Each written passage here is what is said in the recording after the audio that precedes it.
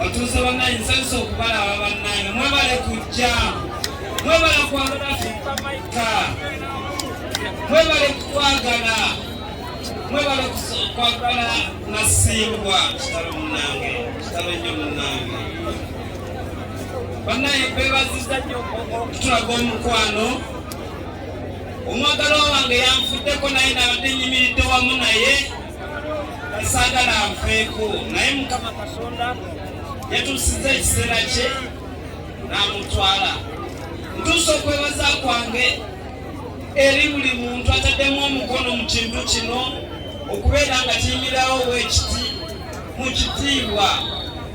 Okusookera ddala badde njagala ntuusa okwebaza kwange ew'omwami kati akuze bannange Fiiki waffe akuze badde njagala mwebaze mu ngeri ey'enjawulo. Alright, yes, oli ku Glosh TV nga bulijjo nate era njagala kubanga nkubuuzaako muganda wange gwe wenna atugoberera wano ku mukutu gwaffe gwa YouTube nti wasiibye otya ogamba otya kasubire oli bulungi. Nate era nkujjukiza nti nja kusaba muganda wange genda wansaawo osubscribinge olikinge ate era osharinge still osobola okomentinga okusinzira ku vidiyo eno nga woba okoze ki nga woba ogirabe. Nate era nyongera okubanga nkujjukiza gwe wenna eyandyetaaze okubanga olanga naffe aba Glosh TV osobola okubanga otunoonyako kanamba kaffe ak'essimu 0750312083 oba 0750312083 ojja kubanga osobola okubanga otufuna tujja kubanga tukulangira bizinesi yo osobola okubanga naawe ogikuba abantu mu maaso.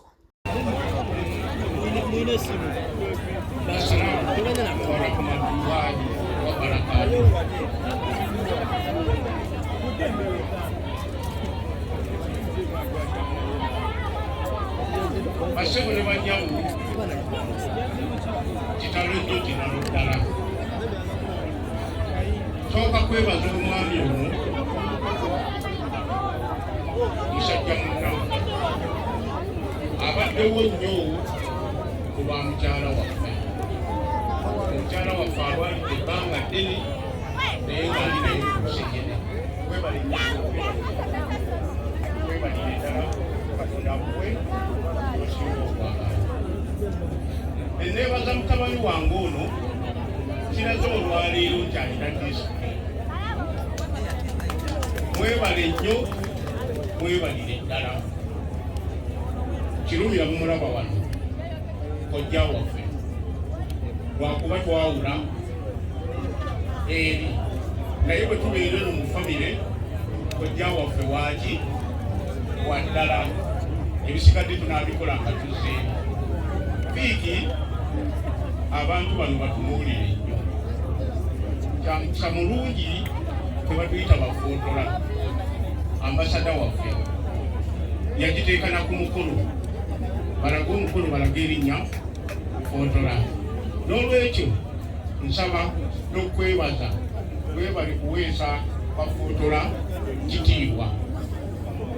Nenebaza ne ssenga omukyalo oyo atudde awo ye yamukuza.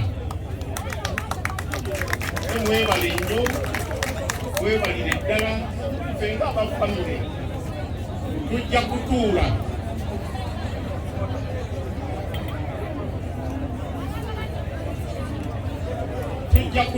nga famire tulabe engeri gyetutambuza ensonga zino kubanga omukulu ono nyongera okumwebaza atubeereddewo nnyo ku bulwadde bw'omukyala waffe mu bulamu ne mu kufu.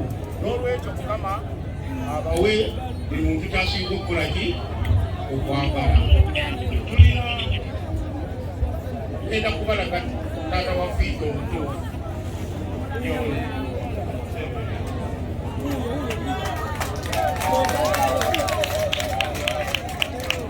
lwakubanze mukama we nayo nefe.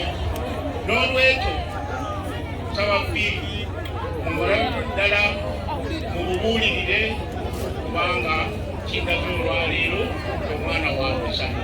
Webale nnyo webaliriza.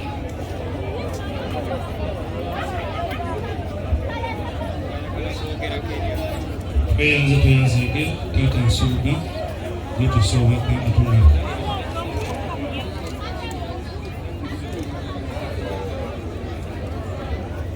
Assalamu alaikum warahmatullahi wabarakatuh.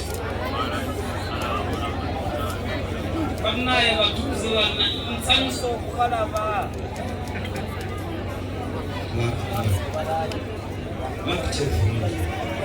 Batuuze bannaye nsanyusa okubalaba bannaye. Mwebale kujja, mwebale kwagala Afrika Maika, mwebale kutwagala, mwebale kwagala Nasimbwa kitalo munnange, kitalo nnyo munnange. Bannaye beebaziza nnyo okutulaga omukwano. Omwagalwa wange yanfuddeko naye nabadde nyimiridde wamu naye saagala anfeeko, naye Mukama Katonda yatuusiza ekiseera kye n'amutwala. Ntuusa okwebaza kwange eri buli muntu ataddemu omukono mu kintu kino okubeera nga kiyimirawo bwekiti mu kitiibwa. Okusookera ddala badde njagala ntuusa okwebaza kwange ew'omwami kati akuze bannange, Fiiki waffe akuze. Badde njagala mwebaze mu ngeri ey'enjawulo. Fiiki kanzije wooli taata, kitiibwa mu butatamwa mu kubeerawo kwonna nakati okyaliwo. Webale nnyo ssebo, webale ddala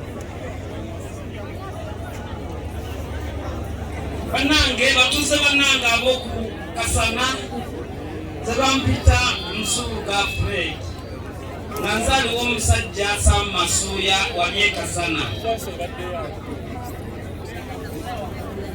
Ndi mutuuze wa kuno ku kyalo, naleeta mukyala wange Nasimbwa n'asiima ekyalo kino era ne tukula kuno. Tuli batuuze wano, tusanyusa nnyo okutusenza ku kyalo kuno n'okutulaga omukwano gonna gwe mutulaze. Kati neebaza Uganda yonna olw'okwagala Fiiki. Mwebale mulaga mukwano na mulaga kwagala kwonna gwe mulaze olwaleero n'okujja wano. Mwebale kujja n'okuddayo muddeyo bulungi. Mwebale nnyo, mwebalire ddala kujja. Ebyo bye bigambo byange mufunze. Mwebale nnyo. Tweyanzege taata Nsuuga, webale nnyo, webale ddala. Mukaseera mukkirize twanze manager wa federation n'abayimbi bonna abali mu federation badde bayimiriwo.